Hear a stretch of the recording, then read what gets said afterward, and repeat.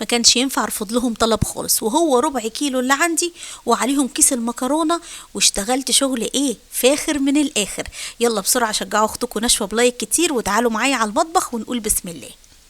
معايا ايه؟ معايا قطعتين من صدور الفراخ، وكان عندي كمان قطعة من الوراك المخلية. طيب الوصفة بتاعتنا النهاردة دي تقدري تعمليها بالوراك المخلية، تقدري تعمليها بصدور الفراخ، اللي عندك اعمليه زي ما انا عملت كده. يعني انا ما الزمتش نفسي بحاجة معينة، طلعت اللي عندي واشتغلت بيه. بروح اعمل تتبيله. التتبيله سهله جدا، عباره عن معلقه من الفلفل الاسود، عليها معلقه من الملح، عليها نص كوبايه من الميه، معلقه كبيره هرميه من النشا، وربع كوبايه من الدقيق. فضلت اقلب الخليط دوت لحد لما هوصل للقوام اللي هو ولا خفيف قوي ولا تقيل قوي. يعني زي ما انتوا شايفين معايا كده، انا لقيتها تقلت معايا، ابتديت ان انا اضيف ميه بالتدريج لحد لما اخدت القوام اللي انا عايزاه، اللي هو القوام الوسط ده. ونزلت بالكميه كلها بعد ما قطعتها بقى طبعا قطع صغيره زي ما انتوا شايفين معايا. كل ما تقطعيها قطع صغيره كل ما تديكي كميه اكتر، فصغري على قد ما تقدري.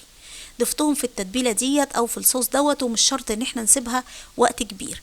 بروح بقى اعمل ايه؟ اعمل تتبيله جافه عباره عن معلقه من الجنزبيل البودر، عليها فلفل اسود وملح، ومعلقتين كبار من النشا، وعليهم كمان 3 معالق كبار من الدقيق.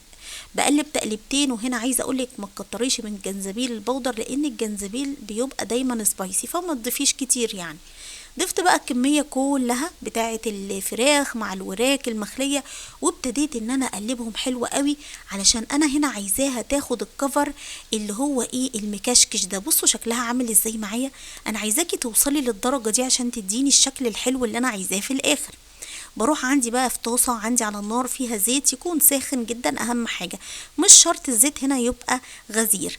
وابتدي انزل بالكمية كلها واحمرها واقليها لحد لما تاخد اللون الذهبي اللي انتوا هتشوفوه معايا دلوقتي ده. ما بتاخدش وقت معايا، وغير كده وكده عايزة اقول لكم ادتني النتيجة اللي انا عايزاها، مقرمشة وريحتها حلوة جدا.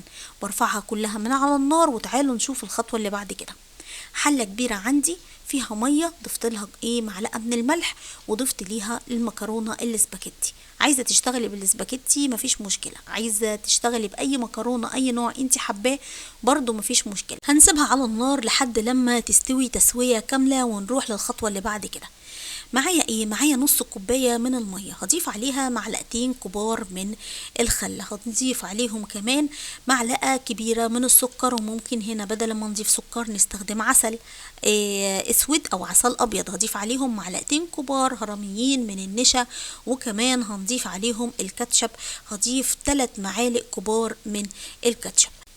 هنضيف عليهم ايه تاني؟ هنضيف عليهم المكون الاساسي لوصفتنا النهارده، وهو الصويا صوص.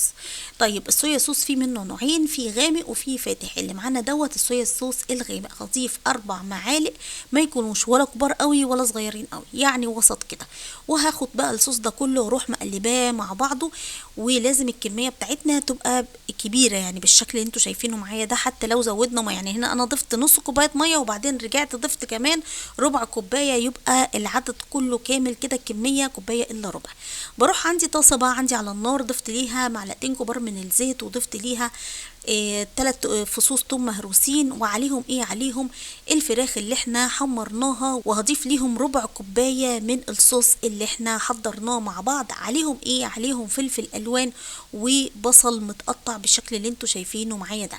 هضيف عليهم كمان نص كوبايه من الميه، واقلبهم تقلبتين، واسيبهم على النار يتقلبوا لحد لما الصوص مع الميه يلزقوا جوه الفراخ. بعد كده ما بقلبهم نسيت اقول لكم على حاجه مهمه، ان انا التوم اللي ضفته انا ما سبتوش لحد لما يتحمر ولا حتى يديني لون، انا يا دوبك قلبته تقلبتين مع الزيت وضفت بقيه المكونات بتاعتي.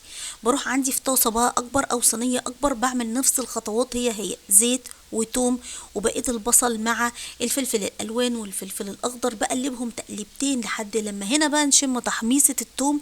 وبعد كده بروح ضايفه باقي كميه الصوص كلها زي ما انت شايفه معايا كده. ولازم الكميه هنا كميه الصوص تبقى كتيره. ليه؟ لان انا دلوقتي حالا هتشوفوني وانا بضيف المكرونه وانا عايزاها تبقى غرقانه مع الصوص. لو هتلاحظي معايا ان انا ما بغسلش المكرونه، انا يا دوبك برفعها من الحله اللي هو مكان ما كانت بتتسلق على الخليط اللي احنا بنعمله او الصوص اللي احنا بنعمله. والله على الريحة والجمال، والله عليكي يا نشوى، الله عليكي، حاجة كده جميلة يا جماعة. ولا مطاعم بقى ولا تقولولي اي حاجة. اكلتنا النهاردة اسمها ايه؟ سويت اند صور، يعني حلو وحادق. بتتباع باغلى الاسعار في المطاعم للناس اللي بياكلوا من بره. هما اكيد عارفين دلوقتي حالا الطبق ده دلوقتي بيكلف كام في الوقت اللي احنا فيه. اعمليه في البيت مش هيكلفك كتير. كل الحاجات اللي غالية معانا نقدر نقول اللي هو الصويا صوص بس، لكن باقي المكونات سهلة وبسيطة. بس عايزة اقولك ان الصويا صوص هو مكون اساسي، هو والكاتشب في وصفتنا النهاردة، يعني ما ينفعش ان انت تستغني عنهم خالص. انا كده خلصت فيديو النهاردة. لو عجبكم يلا بسرعة شجعوني بلايك كتير وشير كتير. بحبكم جدا جدا، مستنية كومنتاتكم جميلة بقراها واحدة واحدة. اشوفكم بكرة في فيديو جديد ووصفة جديدة مع مطبخ نشوى. والسلام عليكم ورحمة الله وبركاته.